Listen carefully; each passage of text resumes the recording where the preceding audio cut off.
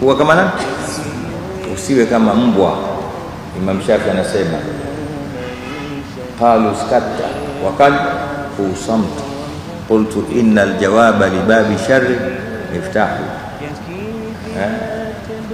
fa innal kilaba la turma fa innal usuda la tuksha wa hiya swamita wa innal kilaba la turma wa hiya nabahu.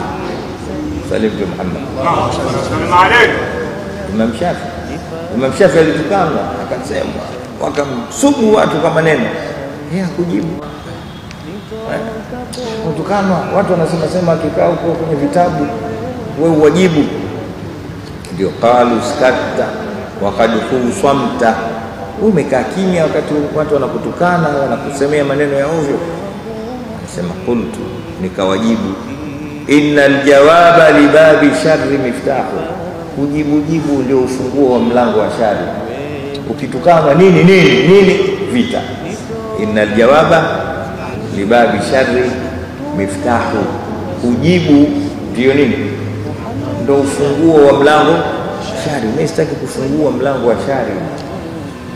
Akaleta mfano, innal usuda, ndio unajua simba, la tukhsha, simba anaogopwa, wa hiya swamita, hali simba uko kimya, simba kimya. Simba huyo watu mambo yameharibika. Lakini wa innal kilaba la turma, mbwa upigwa mawe, wa hiya nabahu, hali ya kuwa yeye anabweka, lakini watu wanamtia mawe. Mbwa koko huyo. Sasa mimi nataka kuwa simba, sitaki kuwa nani? Mbwa. Msalimu Muhammad.